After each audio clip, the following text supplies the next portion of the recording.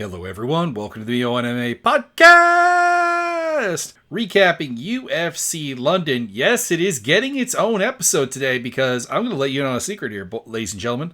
You ready for this? 3, 2, 1. I went undefeated. It's been a hot minute since I went the perfect 13-0. Now, there is an asterisk next to it because I scored the main event for Lerone Murphy. I picked Movsar Evloev. I did score the fight for Murphy. I don't think that scoring the fight for Evloev is a problem. I do have a minor nitpick with the cards that gave round 1 to Evloev and round 2 to Murphy. Because I think round 1 is Murphy's best round. Realistically, I do think that. Not by a grand wide scale, but I do think it is. Like, if you're going to give a round to Murphy of the 5, it is round 1. However, the judges came out on my side with that one. And I kind of do feel like there's a karmatic aspect to that. Because if Movsar Evloev had just fought like Evloev for the first 3 rounds, probably would have won this fight actually kind of easily. Like, real talk, probably actually should have. And there's also the fact that he should have already had a title shot by now. And the fact that he hasn't is, it's the business and entertainment side and political side of the fight game. Because dude has beaten Aljamain Sterling, Arnold Allen, Diego Lopez, Dan Ige, Hakeem Dawodu, Nick Lentz, Mike Grundy, Enrique Barzola, Sung Woo Choi since coming into the UFC. It's the early ones there. Not really all that important, but beating Aljamain Sterling, former champion. And a guy who's had 2 title shots, Diego Lopez, probably should have already made this happen. Now, had Murphy won this fight, I'd be perfectly fine with him getting a title shot. But I also feel like they probably wouldn't have given him a title shot either, which is kind of sad. They're probably going to use this against him. So, looking at the official scores here, Ben Cartledge gave Evloev 1, 3, 4, and 5. Derek Cleary gave 1, 3, 4, and 5. Again, I still feel like Murphy's round 1 is better than his round 2. And then Clements Werner more or less has my card in the sense that he gave 1 and 2 to Murphy, and then 3, 4, 5 to Evloev. I gave the third round to Murphy. However, I totally do understand it. Evloev finished that round real solid, and actually ended up landing more strikes per UFC stats for whatever that's worth, 26-23. So probably that is in fact his round. If I rewatch it, I would probably find that out. But live, I scored it for Murphy. And then round 4 and round 5, it's obviously Evloev. There's not much to talk about there. There's a point deduction for repeated groin strikes against Evloev. That's really about it. Otherwise, he put on 8 takedowns in those final 2 rounds, controlled only about 3 minutes. But the wrestling threat more or less kept Murphy from, doing stuff. Murphy landed all of 16 strikes in the 4th round, 12 strikes in the 5th round. It's hard to win a round on those kind of numbers. Just really hard when you're being outlanded 2 and 3 to 1 to win a round. So that's basically all I have to say. I don't really have a lot else to say about the fight. Evloev fought really weird for the start of it, and once he actually started fighting like Evloev, he won. Then we had Luke Riley versus Michael Aswell Jr. I don't have a ton to say about this fight either. It's really kind of an obvious scorecard overall. Riley landed the better shots. He landed more shots in all but the second round. So if you were to give a round to Aswell, it would be the second. But yeah, if Aswell gets outlanded in a fight, he probably lost. That's just what it comes down to. And in this fight, he got outlanded 113-107. Not a significant margin by any means. 100-61 in significant strikes. Lost the significant strike battle in every round. And like I said, he doesn't really have a wrestling game to weaponize. He doesn't really have power. He doesn't really do a ton of damage. He's a volume, outwork you kind of guy. And if you're really vulnerable to getting knocked out, Lucas Almeida, step on up, then he'll put you away because, that's kind of a gift-wrapped knockout. But realistically, there's a reason that Aswell, even in his junior career, his regional career, was going to decision a lot. He went to decision with Jordan Plutton, with Christian Lopez, with Kyle Broadwater, Frank Mano, Austin Lutchen, and 2 of his stoppages are even doctor stoppages relatively late in fights where he really wasn't actually looking like he was getting a finish, but Zachary Thorne and Josh Altum. suffered injuries that forced the fight to come to an end. Again, not like he can't finish people, but the fact that he went to the distance so much in his regional career tells you a little something about his lack of power and how it's not really reliable. So his simple objective is he has to outwork you or he loses. And Luke Riley has a little bit of that, not going to lie. I think that I said this in the preview. I think Riley has the same kind of issue. It's just he's that smidge better in terms of power, in terms of speed, in terms of the athletic capabilities and the fight-ending capabilities, that if he can land the same number of strikes as Aswell, he will win. And I didn't even need to find that out because he got the job done. Then we got to talk about a fight that a lot of people are complaining about. And I don't blame them. It's not a good fight. It's a bad fight. There was a post by Caposa on Twitter saying that anyone trying to tell people that they have to like Michael Venom Page versus Sam Patterson is actually doing the sport a disservice. And I do agree with that. My confusion is two things. Number one, well, really one thing. We'll say two. Number one, that people were surprised by this, because if you go back and listen to my prediction video podcast, you will note that I say that this fight has every potential to be really, really dull, really, really boring. And my only hope is that at some point Patterson cracks and gets knocked out. And that did not happen. Otherwise, this is a fight between two tall dudes. One guy who is very happy to have a boring, outside, low-pace kickboxing fight. And the other guy who probably isn't content to have that, that's Patterson, but has no idea how to make anything else happen because Sam Patterson is a 6'3" welterweight who has people come to him. And that was the feature of this entire fight was whenever Patterson went forward, it was just incredibly ineffective. Incredibly ineffective.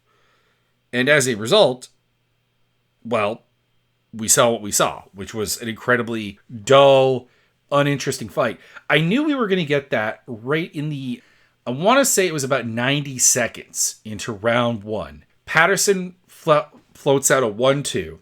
Nothing that's supposed to end the fight or make a big difference or even have a lot of impact. But Page just kind of parries it away and kicks him in the leg.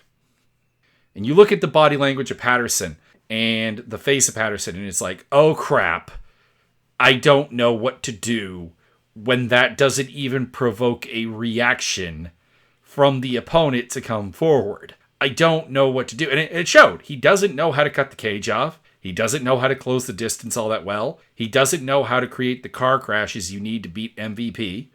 And this fight was really, really dull. Like, in no way am I defending this fight as being exciting, but I'm just puzzled why people found it confusing. Like, I'm just honestly puzzled by that. You don't put Michael Venom Page in there against guys who are used to being taller than opponents because they don't know how to put him out of his game. Unless they have a like grappling heavy centric game like a Jackson McVeigh up at middleweight. He'd probably just get finished. But he would try. He would try. He does have a game that goes forward. But yeah, don't do this. Don't give him anyone that is used to other people creating the action for them. And don't get me wrong, it's not a guarantee that if you avoid that, you'll actually get a better fight. Because Michael Venom Page had dull fights with Paul Daly. He had dull fights with Ross Houston, wasn't particularly good. And these are guys who probably actually should have come forward and tried to take the fight to him, and they were completely unable to. So like, it's not a perfect thing, but like, by all means, do not give him the tall guys of the world. Don't do that. You need someone who has a proven record of actually having good pressuring, forward going footwork. That's like step one. And hope they don't turn into a wrestler if they're not a wrestler. Like Paul Daly did. But I picked Michael Venom Page and he got the job done. Io Baranowski knocked out Austin Lane. No surprise there. There was another oddity here because a lot of people are trying, man, it's really impressive that Austin Lane made the weight. And it is. Don't get me wrong. It is. But they were trying to use that as like a defense of like people going down to 205 is a really bad idea. See, he did it. He made the weight. I didn't question he could make the weight. Like really. I mean, like in the back of my head, there was that question. But the question everybody was expressing and had was, you have a bad chin at heavyweight. cutting weight is detrimental to durability. It's detrimental to how you're going to handle speed, which was also a problem for him. And you're just going to get knocked out again. So hopefully this is the end of the Austin Lane experiment, and we move on to something else, and Baranowski's got himself a 2-0 record, and it doesn't mean a ton. It's be it wins over Ebo Aslan and Austin Lane, but hey, it's better than nothing. Roman Dolidze versus Christian Leroy Duncan was not particularly good. There were some fun grappling like rolls and stuff, but like Dolidze spent the entire fight basically dropping for legs and like spinning, and it was not effective. I gave him the third round by virtue of the third round being bad. by virtue of Christian Leroy Duncan doing very little in the third round and landing all of... apparently it was one of his busiest rounds, actually. I watching it live, it felt like way less, but yeah, Dolidze was just on top for 3 minutes. I guess that's that one in the round, I guess? I don't know. You could make an argue for 30-27. I wouldn't have an issue with it.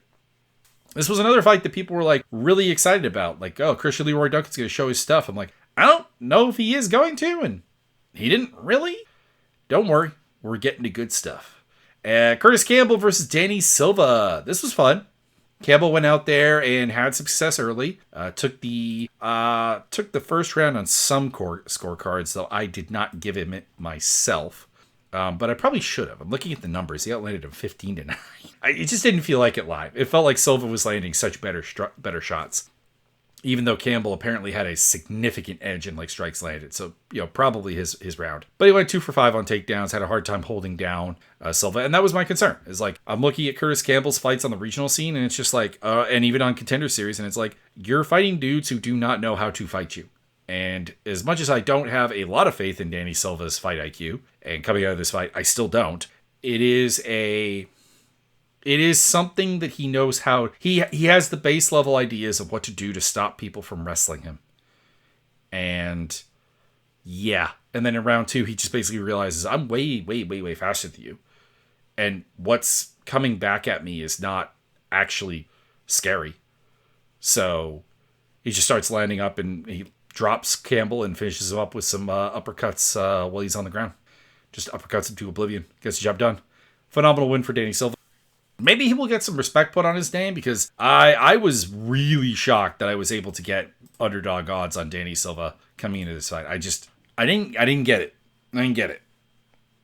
This is a guy who went to decision with Kevin Villegas. We know that Kevin Villegas is good, and we saw him also like win over Josh Kulabau, Angel Pacheco, and Lucas Almeida.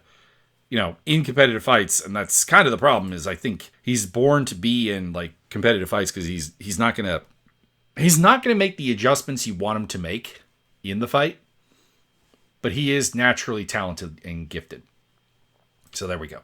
So that was that fight. Mason Jones versus Alex Sola. This was fun. Go watch this fight. It was a war. Mason Jones gets dropped in the first round. Otherwise, a round that I think he was winning, and one judge still gave it to him. I do disagree with that. I don't think you can give him that round when he gets dropped. I don't think you can do that. But he was showing off the fact that kind of what I feared about Axel Sola was largely accurate, that there's not really enough fundamental volume in his game, and there's not really enough fundamental scrap in his game quite yet. I think there's scrap in his heart. Like, he was at no point disheartened by Jones coming at him. He was still firing back. He was still trying to figure out ways to deal with it. So he was faced with somebody who could crash his range and make things happen, and he did not crumble. He nearly lost. I think that's a good sign. Also, another good sign is that every time they tied up and they started doing like wrestling stuff, Solo was able to win. He actually had 3 takedowns to 0 from Mason Jones. Now, he couldn't hold Jones down worth anything, but the fact that he was able to get those takedowns is very impressive and very solid, because Jones is hard to out-wrestle. It is an achievement. It is a solid... For a loss, it was a solid showing by Sola, and one where I'm like, okay, there are lessons to learn from this. You need to be busier. You need to be more active. You need to have a little bit more to offer in the pocket as far as combinations are concerned. And maybe also a way to weaponize your wrestling and your strength. But you did not fold. You did not give up. And that's more than I can say for a fighter that we're going to be talking about in a little bit. So, A+ fight overall. Laseni Kita versus Nathaniel Wood. This was like a simmer that just never quite kicked off. It was interesting enough. It was fun enough. And at the end of the day, Nathaniel Wood got the win. Some controversy on the decision because like it's one of those fights where they were really, really close in all 3 rounds. You could have gone 30-27 either way. I did for Wood. And it wouldn't have been a robbery or anything like that. But the scorecards admittedly don't make a lot of sense, I would have to say. I would say that the logic behind them is not there. Because Kita's second round is by far his best round. And particularly Ben Cartledge scored that round for Wood and gave the third round to Kita. I don't think that makes any sense. Like Kita, the second round is the only round where Kita landed more strikes than Wood. The damage wasn't particularly weighted either way. Kita was suffering damage to his eye, getting swollen up a bit. Wood got his nose busted open, but that's pretty superficial damage. So it's not like there were knockdowns or there were like big moments where Wood was in a lot of trouble. There was a lot of threats of that because Kita showed off that like I am lightning fast, I am dangerous, I have the physical tools to be a very big force in this division. But yeah, I kind of figured that there were a lot of defensive holes in his game. There was a lot of things that like could be slowly chipped apart. And Nathaniel Wood is a guy I trust to do that. And he did. So again, if you scored it for Kita, no real argument. I think the third round's the only one that I would have a hard time doing. And people did give him the third round. So go figure. Moving on down. We get to a horrible fight between Mario Pinto and Felipe Franco. I will say the fact that Franco got the first round on all 3 judges' scorecards is at best confusing. He got outlanded 37-16 in that round. Didn't have a takedown. Stopped a couple. Proved that he was actually relatively hard to take down, but that was kind of about it. It was frustrating times. I mean, I guess if you're going to give a round to Franco, the first one was the answer. He had 9 significant strikes landed. He landed 16 total strikes. That was his best round. But, yeah, I think Pinto won all 3. Pinto never got out of neutral, though. Well, okay, he got out of neutral, but he was never out of, like, second gear. It's like how about this? If I'm going to go with the racing analogies, he got off the line, and he double shifted up into third gear instead of being in second gear. And it just never really got going. The RPMs never really got going. So, Pinto, in a fight that it was supposed to be a finish for him, and was supposed to be a setup fight, was supposed to be a showcase fight, he did not do that. He just merely won the fight. And, hopefully that's not a sign of things to come. I guess is the best thing I can say about it. Matis Kondratavicius, I think, is how you say his name. Against Antonio Trocoli, this was bad. The first round was fun. I enjoyed the first round of this fight and even the second round because Mantis got to show off some of his striking, 1080 Trocoli in the second round. But he gassed out, and that led to an all-time crapper of a third round that was almost entirely in the clinch and not very good.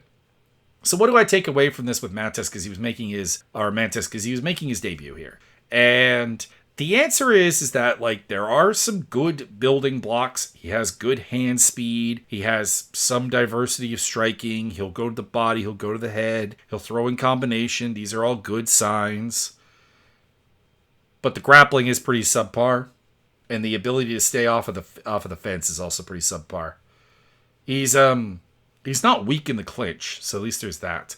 But yeah, as soon as this guy gets a, like, actual wrestling threat and not I'm not good at anything, Antonio Trocoli, I do think he's gonna lose. So we'll find out in the long run. He was a ridiculous favorite. Brando Perisic knocked out Louis Sutherland in a fight where Sutherland went for takedowns, and that was humorous. Not much to say about this. It was two big boys going out there swinging leather, and Sutherland went down. Sutherland is at least aggressive and fun, but I don't think he offers skills at anywhere. Like, he's a big puncher, so he's going to be, like, dangerous for people to deal with, but I don't think there's anything, like, especially good about him. Just power and aggression, which, again, it's heavyweight. That will work, but not against anybody particularly good. And Perisic does seem reasonably good. I think he hits hard. He stays calm under pressure. He didn't make any silly mistakes against Sutherland, and picked up the W here. So yeah, I guess all things considered, it's a solid outing. Abdul Karim El Sawadi defeated Shamrock in a fight where it's just work rate. Shamrock didn't have enough of it. He landed not enough strikes, considering that like El Sawadi is there to get hit, and he's not a good defensive striker at all. I guess if I had to compliment something, Shamrock's takedown defense looked good, but El Sawadi didn't really wrestle until the third round anyways. In fact, I think per UFC stats, Shamrock went for more takedowns and largely wasn't able to get them. So I don't know. Shamrock is not very good, but he's Paddy Pimblett aligned. They'll keep him around. He'll be Paddy Pimblett's like Artem Lobov, but with a better record, because Lobov came in with like a terrible record, but also less fun. Because like, say what you want about Artem Lobov's UFC run, the fights were entertaining. Like there are some I'm not low key. There are some bangers on Lobov's UFC record. I really enjoyed his fight with Cub Swanson. The Feely fight was not too bad. The Alex White fight was not too bad. Yeah, it was a fun enough time. I guess is what I'm saying. I'm back in. I'm in the past. I'm being an old man, seeing into the past. Chanel Dyer finished Ravenna Oliveira. I don't know what to say about this fight because Ravenna Oliveira. I said it in the prediction video podcast. Ravenna Oliveira has the physical tools of a good fighter. Like she has the strength, the explosiveness, and so on of a good fighter. She has, however, not actually beaten a fighter at any point. She showed up in the gym. Here you go. This is my purely fictitious origin story. Her coach saw her at a gym and was like, damn, she looks strong. She looks like she's in good shape. Would you like to come try MMA? And then taught her nothing and just let her win on like pure physicality. I don't even think that there's any significant sparring. Yeah, Dyer outworked her, outlanded her, looked like the better technician, but not necessarily the better athlete, and eventually knocked her out in the second round. And Oliver's reaction to getting stung was to basically go full on fetal position. So yeah, not good. Her best option is honestly to get cut and learn to fight. Like get cut, go to new gym, learn to fight. That is the plan for Ravenna Oliveira development from this point forward. I don't think it really means much for Dyer again. Like, don't get me wrong, Dyer's a perfectly fun fighter. She'll be action in pretty much everything. She fights at a high pace. So it's like, it's gonna be fun. But I think anyone who picked up, stoppage losses to Shannon Bannon and Ivana Petrovic as an amateur, and then gets knocked down like, what was it, like 3-4 times in her Contender Series fight is 3 times.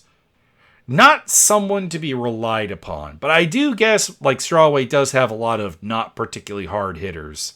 So there are some people she could definitely have fun fights with. I'm just not excited for where she's headed, like in terms of like a ceiling standpoint. So that was the card. I'm really, really happy with it, and I hope you enjoyed the recap. Somewhere on your screen right now, there is a Linktree link, which goes to my MMA stuff with the podcast, various sources, Spotify, Acast, Anchor, and YouTube, and also my Discord MMA simulator, where you can make a fighter, and we can have some fun with simulated violence. You can also make some like weird, gimmicky fighters as well. Please feel free. Honestly, those are the most fun.